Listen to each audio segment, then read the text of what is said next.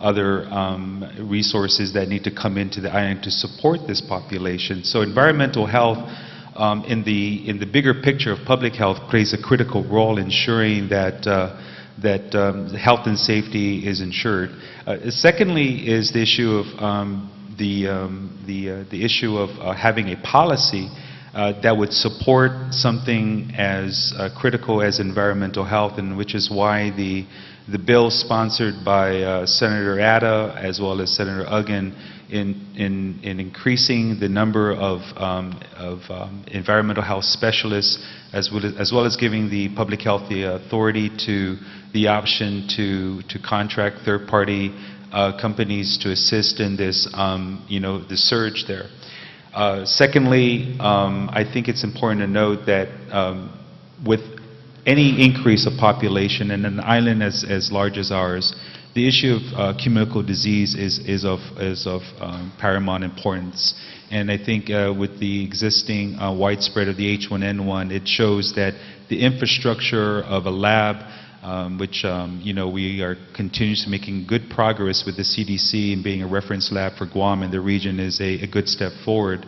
But there comes with it many other communicable diseases that we need to ensure the public health of Guam. And thirdly is the Bureau of Social Services Administration, known as BOSA.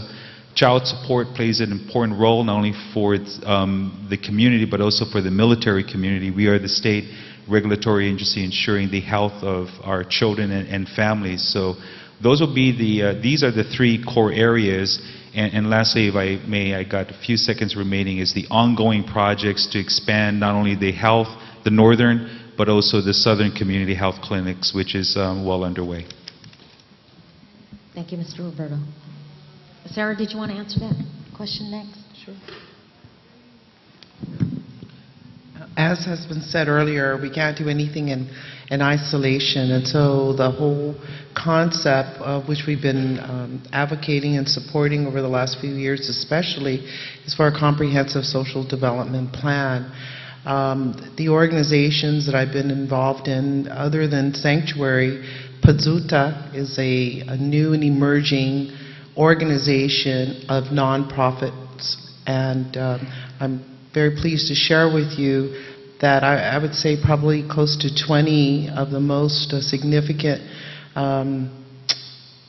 nonprofits, non-governmental organizations have come together for the first time in history, in Guam's history, have come together to take a look at areas of mutual interest and concern.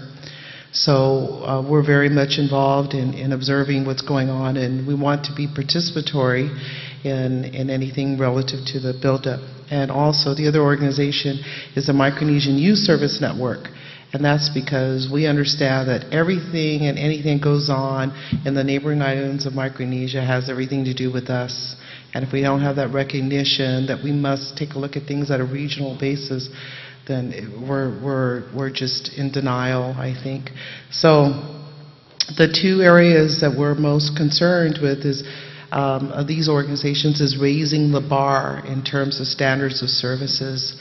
That means, finding, identifying, and nurturing the talent that we have right here in this region to prevent some of these problems and to respond appropriately to our communities. And the other is to consistently and aggressively promote that these issues are on the top of the agenda, the political agenda, the planning agenda for federal officials and for our local government.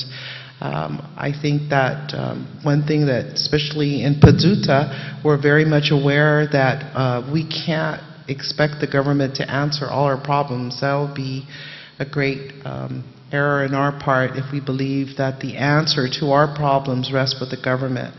It really rests with the people, and it's going to be the people, the grassroots people, the people in the workplace and in the communities that are going to find resolution to our problems and come up with innovative and creative ways to preserve our culture, to deal with our family issues, and to bring the resolutions. And we have a deep belief and faith that this will in fact happen. So I don't think our answers are going to come with the federal government or with the government of Guam. It's got to be with us. So basically, those are the three things. I'll pass it on to Peter. I hope we have opportunity to talk a little bit more. Thanks, Sarah. That's exciting. Mr. Squirrel. Yes, I kind of wanted to take off where Dr. Berg left, is that we as well see a serious lack of integration within Guam's healthcare system. And unfortunately, and I'm just going to say it like it is, it seems there's a reluctance among policymakers to create that integration. It really is a simplistic approach to integrate private sector with public sector, integration through technology. There's a lot of reluctance to technology. I guess for some of us that are in this whole discussion of healthcare, when we're in a room with certain people, the focus of attention is on institutions, on parties, on the next election, but no one talks about the patient. As we speak right now, there is a cancer patient that has 6 months to live, living in a 40-foot container. That is one of literally hundreds of people on this island that have no access to care. And for an island as sophisticated, I consider this a sophisticated economy, I just feel that's unforgivable. And we need to move from that basic framework where we're not going to integrate with you, or we're not going to work with you, private sector, or we're not going to support your endeavors to integrate the whole system just because. There never seems to be any legitimate rationale for it. I just wanted to add one thing, which I think is very critical, because with respect to the military buildup, there seems to be this perception among many people on our island that it's the responsibility of the Department of Defense to take care of every single problem associated with the military buildup. We differ with that position. And the reason is if you read the federal statutes, and if you read the rules and regulations as it applies to the Department of Defense, that's not their obligation. However, it is the moral and legal obligation of the Department of Interior. I attended a healthcare summit in Honolulu about 8 months ago. It was terrific. There was so much information. I just finished reading 200 pages of the transcript of that particular healthcare summit. The problem I see, though, is that there was a pointing out of so many of the problems, but Interior did absolutely nothing to help any of the insular areas with the solutions. And if you read their enabling statute, what created the Department of Interior, I would like to see, rather than spending, $500,000 on a conference like that in Honolulu, to use that money and maybe have a centralized recruiting, medical recruiting for doctors, not just for Guam, but all insular areas, because if you read through the transcripts, that is a fundamental problem with all insular areas, not just Guam, that, like Dr. Berg said, at least we have one cardiologist, they don't have any. So I think we need to take more serious that, a lot of us in this room here have certain access to care. We have access to get on a plane and to go off island, but if I can leave you with this, we can't accept anymore that leaving island for care should be the norm. And it seems our community is moving in that direction where I'll just get on a flight and go to Manila. I'll just get on a flight and go to Hawaii. And I'll just get on a flight to go to Los Angeles.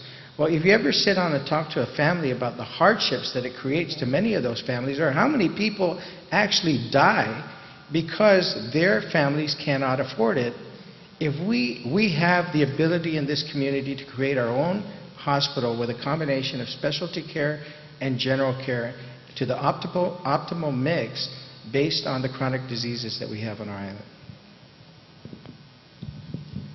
Thank you, Mr. Squirrel. And also, you're right, I think it has become the norm that we just think, oh, we'll just go wherever we need to go, but there are so many of us that can't afford that. And then even when we do go, what are they lacking? They're lacking their family, they're lacking their support system, and we all know that that's one of the most important things that people need to heal. And so I really appreciate your perspective. Captain Miller? I guess I could add from a Navy perspective that a hospital such as I have, its capacity or capability is in fact determined by its staffing and how well we're able to find the